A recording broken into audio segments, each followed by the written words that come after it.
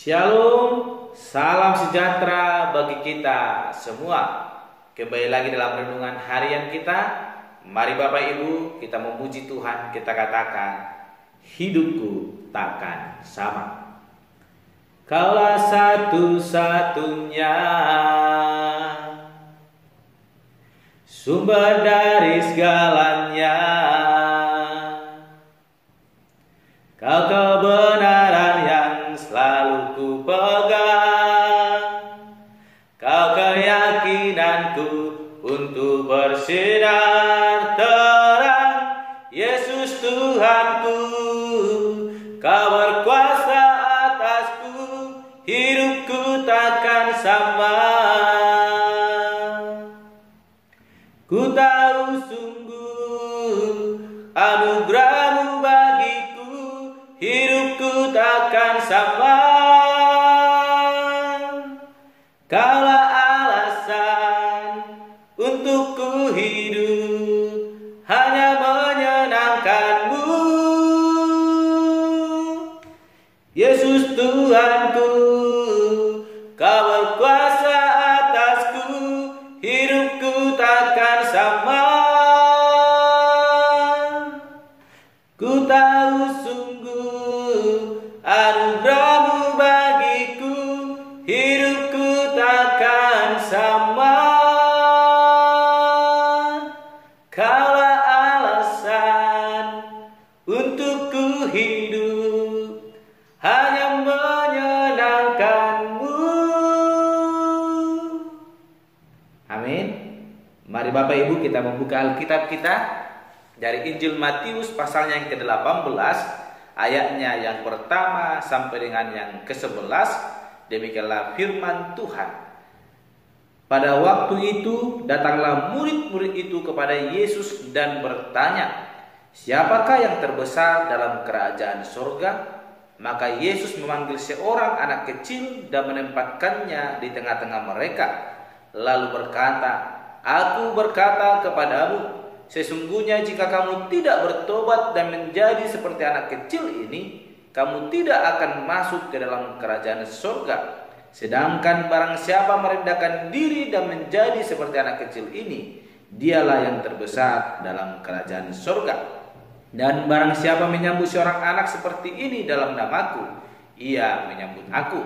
Tetapi barang siapa menyesatkan salah satu dari anak-anak kecil ini yang percaya kepadaku, lebih baik baginya jika sebuah batu kilangan diikatkan pada lehernya, lalu ia ditenggelamkan ke dalam laut. Celakalah dunia dengan segala penyesatannya. Memang penyesatan harus ada, tetapi celakalah orang yang mengadakannya. Jika tanganmu atau kakimu menyesatkan engkau, penggallah dan buanglah itu. Karena lebih baik bagimu masuk ke dalam hidup dengan tangan kudung atau timpang daripada dengan utuh kedua tangan dan kedua kakimu dicampakkan ke dalam api kekal. Dan jika matamu menyesatkan engkau, cungkillah dan buanglah itu. Karena lebih baik bagimu masuk ke dalam hidup dengan bermata satu daripada dicampakkan ke dalam api neraka dengan bermata dua. Ingatlah, jangan menganggap rendah seorang dari anak-anak kecil ini. Karena aku berkata kepadamu, ada malaikat mereka di sorga yang selalu memandang wajah Bapakku yang di sorga. Karena anak manusia datang untuk menyelamatkan yang hilang. Amin. Bapak Ibu saudara terkasih, dalam renungan kita hari ini, saya memberikan tema bagi kita, seperti yang Yesus ingini.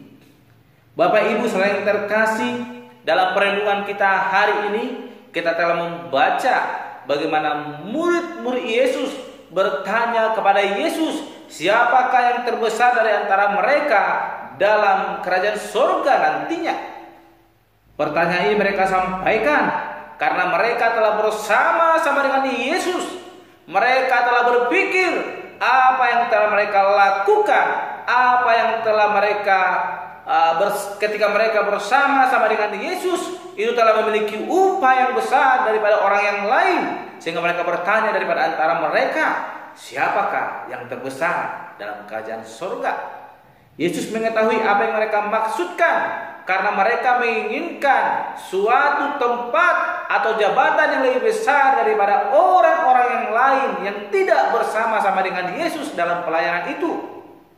Sebab mereka berpikir telah berjerih lelah, telah bersusah payah dengan Yesus, mengalami banyak kesusahan, mengalami banyak penolakan dalam memberitakan Injil.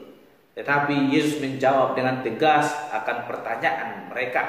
Sebab Yesus mengetahui setiap isi hati mereka. Mereka ingin mendapatkan jawaban bahwa si Allah, si Bela yang memiliki jabatan terbesar dalam kerajaan surga. Tetapi Yesus tidak menginginkan hal yang demikian. Sehingga Yesus memanggil seorang anak, memberikan mereka perumpamaan supaya membuka hati pikiran mereka, mengerti apa yang dikehendaki Yesus dalam kehidupan orang-orang percaya. Bukan perkara kita mengikuti Yesus siapa yang menjadi terbesar, tetapi hati kita yang mau sungguh-sungguh mau masuk dalam kerajaan surga itu. Sehingga Yesus memanggil seorang anak, Bapak Ibu yang terkasih, mengumpamakan bahwa setiap orang yang mau masuk ke dalam kerajaan surga haruslah seperti seorang anak kecil. Bapak Ibu saudara terkasih, saya sering masuk ke dalam kelas TK, bahkan saya sering mendengar guru-guru, bahkan dalam saya juga waktu dulu kecil sekolah, bahkan sampai sekarang besar, banyak orang berkata demikian. Lebih baik menjaga satu kandang sapi daripada menjaga satu orang manusia yang sudah besar. Karena apa? Sangat susah. Inilah yang diumpamakan oleh Yesus kepada murid-muridnya, sehingga ia memanggil seorang anak dan mengumpamakan bahwa setiap orang yang masuk dalam kerajaan surga haruslah seperti seorang anak. Dia harus bertobat dan siap untuk dididik, diajar. Ketika anak itu masih kecil, Bapak Ibu saudara terkasih, sangatlah mudah untuk mendidik dia. Kita katakan A, maka dia akan ikut A. Kita bilang B, maka dia akan ikut B. Namun ketika anak itu sudah besar, memiliki pikiran sendiri dan tidak mau diajar, inilah suatu hal yang sangat sulit. Sehingga Yesus berkata, jadilah seperti seorang anak kecil. Jikalau kita membaca di ayatnya yang pertama sampai dengan yang kelima, bagaimana murid-murid itu bertanya kepada Yesus. Pada waktu itu datanglah murid-murid itu kepada Yesus dan bertanya, siapakah yang terbesar dalam kerajaan surga? Maka Yesus memanggil seorang anak kecil dan menempatkannya di tengah-tengah mereka. Mengapa Yesus harus menempatkan anak kecil itu? Supaya murid-muridnya langsung melihat secara jelas dan mereka boleh berpikir dengan baik ketika Yesus boleh menjelaskan. Dan mereka tidak lagi perlu bertanya ketika Yesus telah menjelaskan tentang kerajaan surga. Ketika mereka melihat anak kecil itu, mereka juga mengetahui apa yang telah dimaksudkan oleh Yesus tentang kerajaan surga. Yang ketiga dikatakan, lalu berkata, aku berkata kepadamu, sesungguhnya jika kamu tidak bertobat dan menjadi seperti anak kecil ini, kamu tidak akan masuk ke dalam kerajaan surga. Pertobatan yang diinginkan oleh Yesus adalah pertobatan seperti kita hidup seperti anak kecil, di mana anak kecil yang mau dituntun oleh orang tuanya sehingga dia tidak terjatuh. Ketika anak itu dibiarkan, maka dia akan terjatuh. Ketika anak itu tidak dituntun oleh orang tuanya, maka dia tidak bisa berbuat apa-apa selain dia merengek dan berseru kepada orang tuanya, meminta pertolongan. Inilah yang diinginkan oleh Yesus Kristus boleh terjadi dalam kehidupan murid-murid. Bukan membanggakan dirinya sebagai yang terbesar di dalam kerajaan surga itu, tapi Yesus menginginkan sebagai kita orang yang percaya bukan membanggakan diri kita, namun kita mau siap dibentuk, siap berseru kepada Allah. Inilah yang diingini oleh Yesus dalam kehidupan orang percaya dalam perlindungan kita hari ini. Jadi Bapak Ibu yang terkasih, sebagai orang percaya jangan pernah membanggakan diri kita, mempertanyakan kepada Yesus apa yang menjadi bagian dalam hidup saya.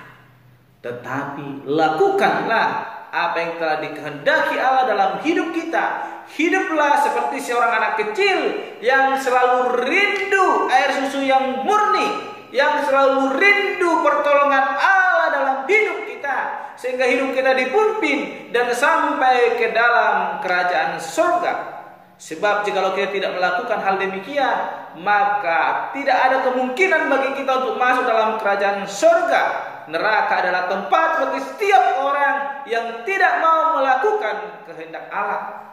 Jikalau kita bangsa terkasih saat ini merindukan ingin masuk dalam kerajaan surga, Allah telah memberikan jalan keluar yang luar biasa. Bukan soal kita yang selalu bersama dengan Yesus, tapi yang dirindukan oleh Yesus adalah hati kita. Murid-murid sudah berkata, oh kami selalu bersama dengan Yesus. Mereka berpikir akan selalu bersama-sama, tapi hati mereka belum tentu kepada Yesus. Demikian dengan orang percaya saat ini. Banyak orang percaya adalah orang Kristen KTP, tapi tidak sungguh-sungguh hidup seperti seorang anak kecil yang selalu rindu jamaat Yesus Kristus, yang selalu rindu pertolongan Yesus dalam hidupnya. Sehingga firman Tuhan hari ini mau mengajak kita, Bapak Ibu yang terkasih, jikalau kita ingin masuk dalam kerajaan surga itu, hiduplah seperti seorang anak kecil, hidup sesuai dengan kehendak Allah, seperti yang diingini Yesus dalam hidup kita, yaitu menjadi seorang anak kecil yang mau rindu dituntun, yang merendah hati, yang senantiasa rindu pertolongan Allah dalam hidup kita. Jadi Bapak Ibu yang terkasih, jikalau kita ingin masuk dalam kerajaan surga, mari kita hidup sesuai dengan yang diingini Yesus Kristus. Jangan berkata saya sudah melakukan ini, tapi rindulah senantiasa dipimpin oleh Allah, sehingga kita menjadi ahli waris dari kerajaan surga. Amin Bapak Ibu. Jangan pernah membanggakan diri kita sebagaimana yang dilakukan oleh murid-murid Yesus, sehingga Yesus berkata, jikalau engkau ingin menjadi ahli waris kerajaan surga, hiduplah seperti anak kecil, atau hiduplah sesuai keinginan Yesus Kristus. Amin Bapak Ibu. Lakukan kehendak Allah dalam hidup kita, maka kita akan menjadi ahli waris dari kerajaan surga. Amin. Mari kita berdoa. Bapa Surgawi, terima kasih untuk renungan hari ini, bagaimana melalui pertanyaan murid-murid Yesus tentang siapa yang terbesar dalam kerajaan surga, kami boleh mengerti bahwa setiap kami adalah ahli waris kerajaan surga ketika kami mau dituntun, mau senantiasa berjalan dalam kehendak Allah, melakukan setiap kehendak-Mu, menjadikan hidup kami berlaku bahkan bertindak seperti yang Yesus ingini. Yang menjadi kerinduan kami, mampukan kami Bapa sehingga kami menjadi ahli waris kerajaan surga. Dan Tuhan kami berdoa dan mengucap syukur. Haleluya. Amin. Shalom Bapak Ibu. Tuhan Yesus memberkati.